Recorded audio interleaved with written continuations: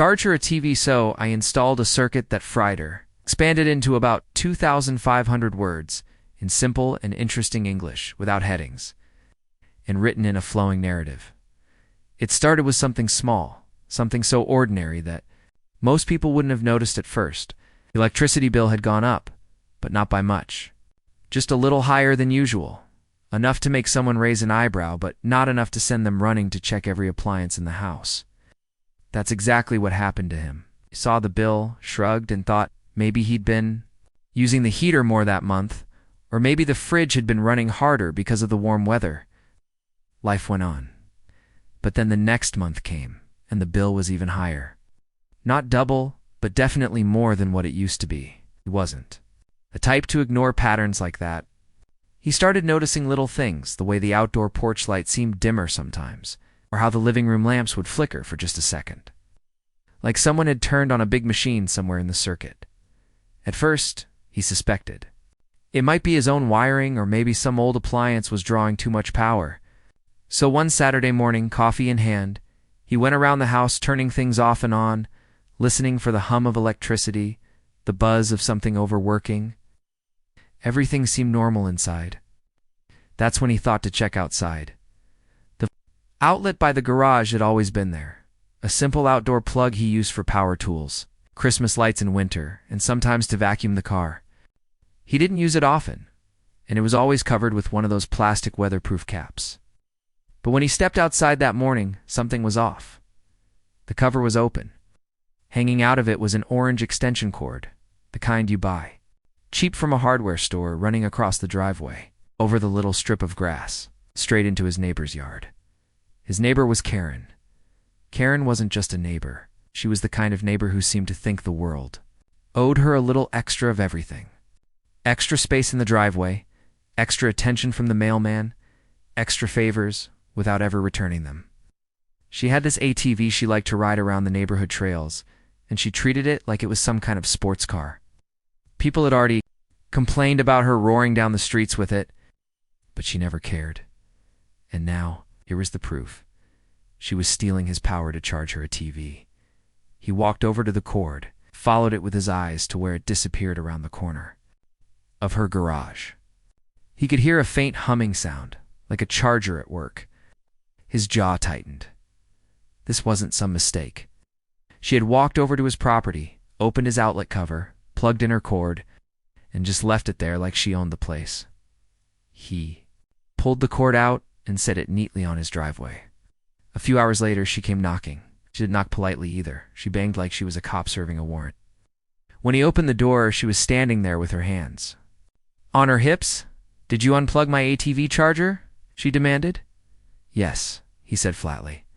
"You were stealing my electricity." Her eyebrows shot up like he had insulted her entire family.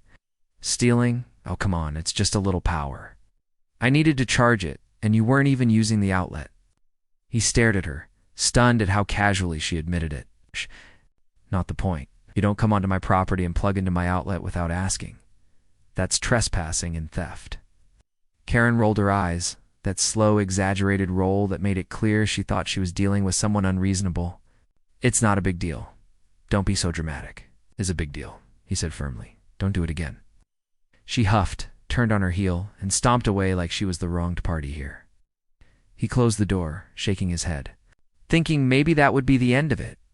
It wasn't. The very next morning, the cord was back. He spotted it when he went to take the trash out. Same orange cord, same path across the driveway into her yard. He unplugged it again, this time coiling it up and setting it near her mailbox. He didn't even bother knocking. He figured she'd get the message. But Karen didn't do messages. She did whatever she wanted. By the end of the week, he had unplugged her cord 4 times. Each time, she would either plug it back in later when he wasn't looking, or leave it overnight to charge. Sometimes, he could hear the ATV revving late into the evening. The sound echoing between houses like a mosquito you couldn't swat. It was starting to feel less like a misunderstanding and more like a battle. She wasn't just taking his electricity. She was daring him to stop her. That made him angry. One evening, he decided to catch her in the act. He turned off most of the lights in his house, sat in the living room with the curtains drawn, and waited. Sure enough, around 9 p.m., he saw her silhouette moving across the yard. She walked right up to his outlet, crouched down, and plugged in the cord like she had done it 100 times before. Then she casually walked away without even looking around to see if anyone had noticed. The boldness of it amazed him. But she didn't care that she'd been confronted. She didn't care that she was stealing. She just assumed she could keep doing it and nothing would happen. The next day, he tried talking to her again, but the conversation went even worse than the first time. She stood there with her arms crossed, smirking like he was telling her a joke. "You're overreacting," she said. "Electricity is cheap. Probably won't even notice it on your bill." "It's not about the money," he shot back. "It's about respect. You're taking something that isn't yours without asking. Now that's stealing." "Call it whatever you want," she said, shrugging. "I'm not hurting anyone." When he realized logic wasn't going to work, Karen didn't see boundaries the way normal people did. She lived in her own little world where other people's property was just an extension of her own, and that made her dangerous in a different kind of way, not because she was violent, but because she didn't recognize the rules that kept neighbors from turning into enemies. For the next week, he kept finding her cord plugged in at random times. Sometimes she did it in the morning, sometimes late at night. It was like she was testing him, seeing how long it would take before he gave up. But giving up wasn't an option now. Every time he saw that cord, he felt the same rush of irritation, the same tightness in his chest. He thought about calling the police, but something about that felt too extreme for the moment. This wasn't about getting someone arrested. It was about making her understand that she couldn't just help herself to whatever she wanted. And that's when he started thinking about a different kind of solution. The days that followed felt like a constant game of cat and mouse, except the cat was getting more tired and the mouse didn't seem to care if it got caught. Every time he thought maybe Karen had finally decided to stop, there it was again. That same bright orange extension cord snaking its way across his driveway like an unwelcome guest. It became almost routine now. Step outside, spot the cord, unplug it, coil it up, toss it back toward her yard. And each time the anger inside him grew just a little hotter. It wasn't just the act itself. It was the blatant disrespect. She knew she was caught. She knew he didn't want her to do it.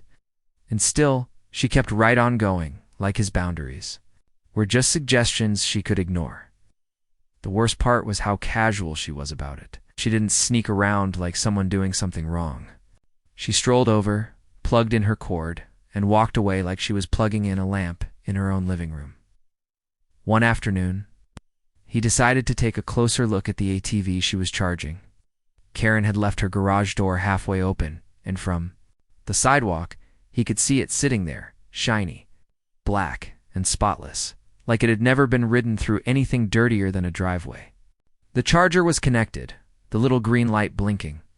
He couldn't help but wonder how much power the thing actually pulled while charging. Was it really as small as she made it sound? Or was she draining more than he thought? That evening, he did some research online. It didn't take long to find the specs for similar ATVs and their chargers. What he read made his jaw clench. The charger could pull a surprising amount of power over several hours. It wasn't enough to bankrupt him, but it was enough to make a noticeable dent in the bill. More than that, it confirmed what he already knew. She wasn't just being harmless. She was taking advantage of him in a very real, measurable way. The more he thought about it, the more it got under his skin. It wasn't about the money. It wasn't even entirely about the electricity. It was about the principle. If she could do this without consequence, what else might she decide she could help herself to? Today it was power for her at TV. Tomorrow, maybe it would be his tools, his garden hose, or anything else she decided she needed. By the end of that week, the situation had gone from irritating to exhausting. He was unplugging her cord sometimes, twice a day. And every time, she plugged it back in with that smug little confidence that told him she thought he couldn't stop her. It all came to a head one Saturday morning. He had just finished making breakfast when there was a knock on the door. He opened it to find Karen standing there again, but this time she wasn't smirking. She was scowling. "You unplugged my ATV in the middle of charging again?" she said, her voice sharp. "Yes," he replied evenly. Because it's my electricity, and you're stealing it. She crossed her arms. You know, you could just let me use it. It's not like you're going to miss it. I'm not asking for money, just a little charge now and then. Not asking because you know I'd say no, he said. That's why you keep doing it without permission. She gave a short, sarcastic laugh. Permission. Honestly, you're acting like this is some big crime. It's just power. It's not just power, Karen. It's my power, my property, my bill. Her eyes narrowed. If you're going to be this petty about it, maybe I should tell. The HOA, you've been blocking the sidewalk with your trash bins. See how they like that? He almost laughed at the absurdity of it, but instead, he just shut the door in her face. He wasn't going to play her little tit-for-tat game. He leaned against the door for a moment, taking a slow breath. She was never going to stop. She had made that very clear. That night, as he sat in the living room with the TV on low, he saw it happen again.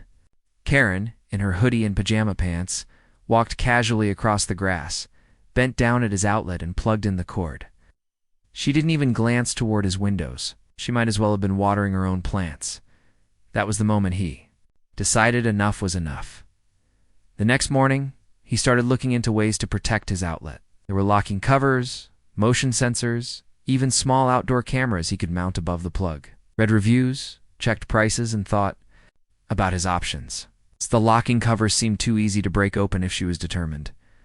A camera might work for proof. But he already had proof. She didn't even deny what she was doing. What he needed wasn't just a way to catch her. He needed a way to make her stop. The idea came from a late-night scroll through a home improvement forum.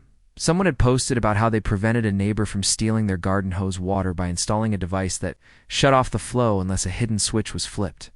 Another user had mentioned a surprise they built into their outdoor plug that delivered a harmless shock when tampered with. He read through the thread carefully. Most of it was harmless DIY deterrents, things like alarms that went off when the outlet was used, or timers that cut off power after a few minutes. But buried in the middle of the comments was a detailed post from someone who had built a special circuit that could detect unauthorized use and respond in creative ways. It was completely safe, according to the person, but enough to make the thief think twice before trying again. The more he thought about it, the more he liked the idea. He didn't want to hurt Karen, just give her a very memorable reason to keep her hands off his outlet. If a little harmless jolt of electricity was what it took to get the message across, so be it. But before he could do anything, he wanted to be sure she wouldn't take the hint any other way. Over the next few days, he made one last attempt to end it peacefully. He printed out a simple sign and taped it over the outlet. Private property, do not use. He even laminated it in case of rain. The next day, he found the sign tossed on the ground, the cord plugged in like always. Was it no more asking? No more warning signs? She had made her choice. In the days that followed, he started gathering the parts he would need.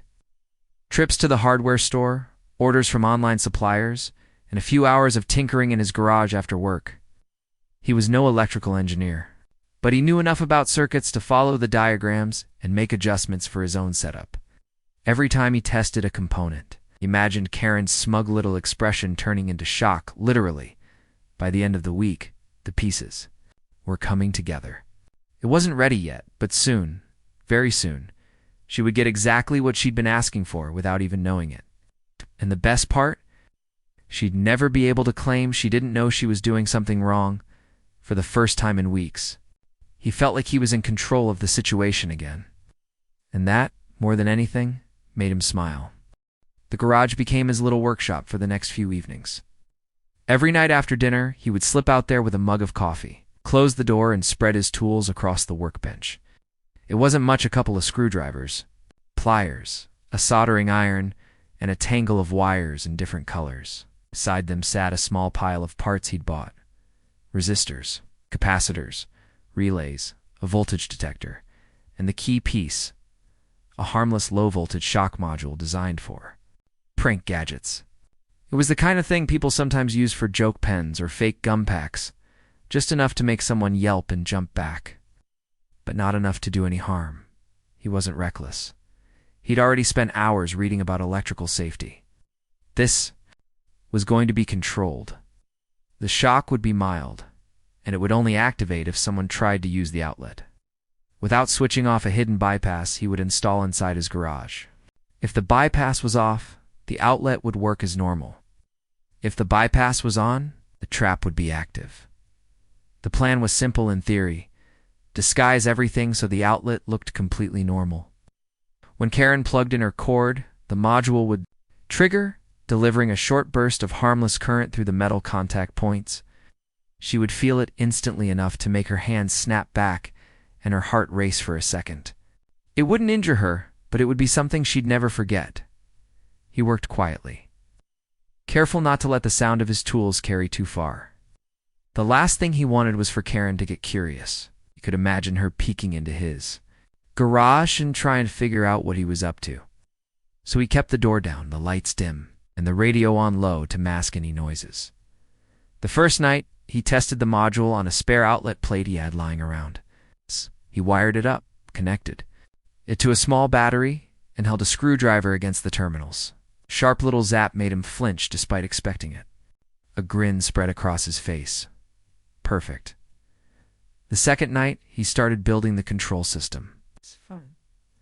He mounted the components onto a small piece of plywood so everything was neat and easy to install. Wires ran in tidy loops. The relay sat firmly in place, and the voltage detector's tiny LED blinked steadily when active. He installed a toggle switch in a small plastic box. This would be the hidden bypass inside the garage. Only he would know where it was. By the third night, the system was ready for testing on the real outlet. He waited until almost midnight, when the neighborhood was quiet and Karen's lights were out. He unscrewed the outdoor outlet cover carefully, removed the existing wiring, and replaced it with his own setup. His fingers worked quickly but precisely. The cool night air smelled faintly of cut grass and distant rain. It was one of those moments when he could feel his focus sharpening, every sound around him fading as he concentrated on the task. Once everything was in place, he stepped back and looked at it. From the outside, it looked completely unchanged. The same gray weatherproof cover, the same familiar outlet shape. But inside, it was no longer just an outlet. It was a warning waiting to happen. He flipped the bypass 2 off and tested it with his own extension cord. It worked perfectly, powering his drill without any trouble. Then he switched the bypass on and tested it again, this time using the insulated screwdriver. The zap was quick and sharp. He smiled. It was ready. Over the next 2 days, he kept the bypass off just to make sure the outlet worked normally when needed. Didn't want any accidental zaps for himself or delivery guys who might plug in for some reason. But deep down, he was waiting. Waiting for Karen to stroll over like she always did, confident and careless. The waiting was the hardest part. He found himself glancing out the window more often, checking the driveway for that telltale orange cord. It was like fishing. The bait was set, and now it was just a matter of time before the fish bit. Then, one afternoon, he saw her. She was wearing sunglasses even though the sun was dipping low, and she had that same casual stroll like she owned half the neighborhood. She walked right up to his outlet, bent down, and opened the cover. But this time, the bypass was still off. He decided not to trigger the trap yet. He wanted to be sure she was fully comfortable, fully convinced that nothing had changed. She plugged in, walked away, and the ATV began charging in her garage. He let it go. That night, he unplugged the cord after she'd gone inside. The next morning, he flipped the bypass on.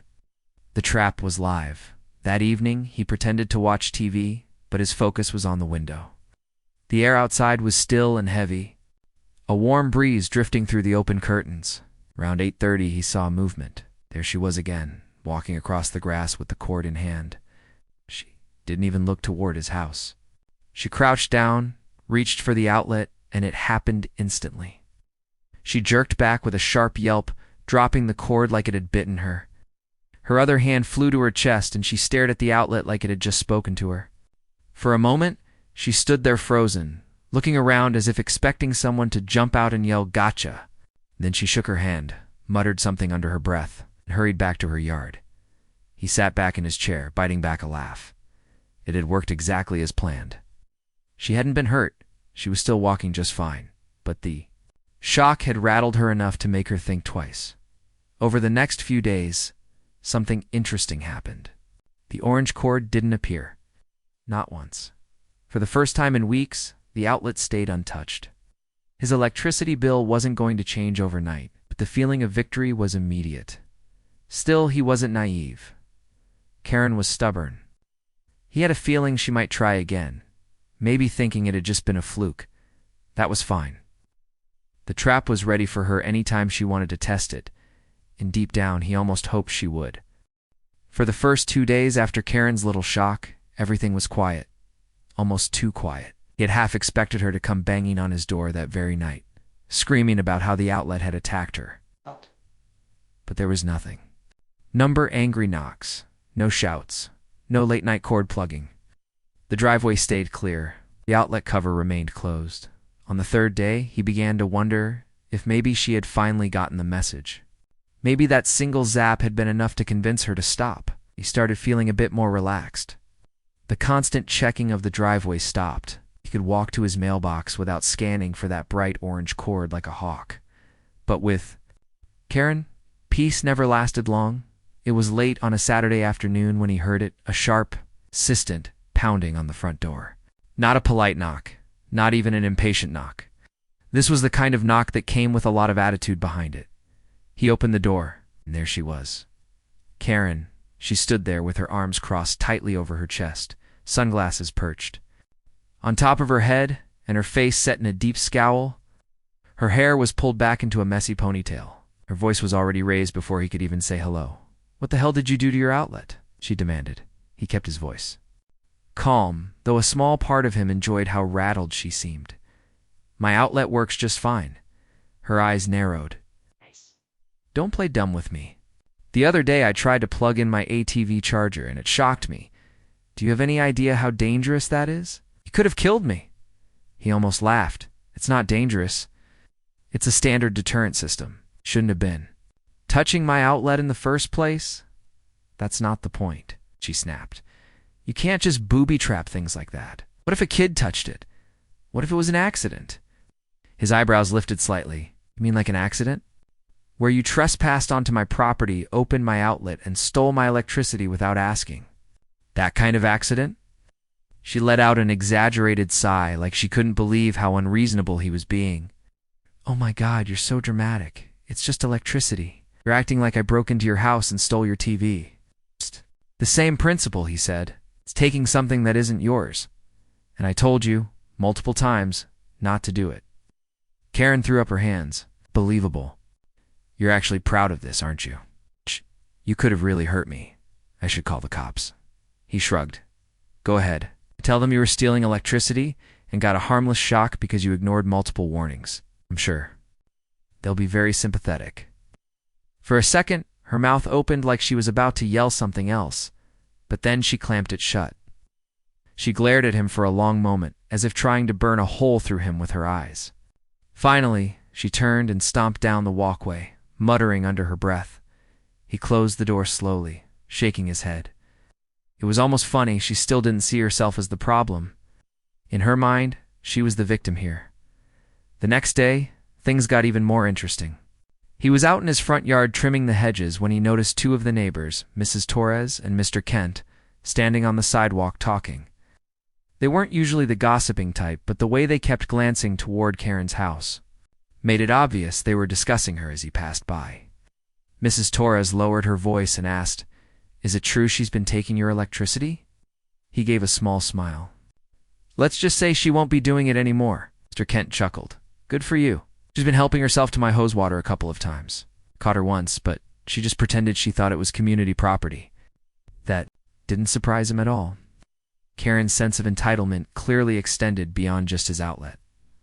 Over the next week, word spread through the neighborhood. People seemed to know something had happened between him and Karen, though the details were fuzzy. Some had heard about the shock, though he never confirmed or denied it, just smiled and said, "Problem solved." Karen, however, was not letting it go quietly. He would catch her giving him nasty looks whenever they passed on the street. Once when he was unloading groceries from his car, she walked by and muttered, "Petty little man." just loud enough for him to hear. Then came the petty revenge attempts. First, she left her trash bins blocking part of his driveway after collection day. Then, she parked her ATV just close enough to his lawn that one of the tires rested on the grass. Little things that she could pretend were accidents if anyone called her out. He didn't take the bait. He'd learned that the best way to deal with people like Karen was to deny them the reaction they wanted. Every time she tried one of her little moves, he just ignored it. But the real turning point came one evening when she decided to escalate. He was in his living room when he heard a strange clattering sound outside. When he stepped onto the porch, he found the bright orange extension cord lying across his driveway again. Only this time, the plug end was cut clean off. He picked it up and examined it. The cut was fresh, the copper wires inside still shiny. She must have thought that damaging her own cord would somehow get back at him, maybe make him think he'd been caught. Doing something wrong?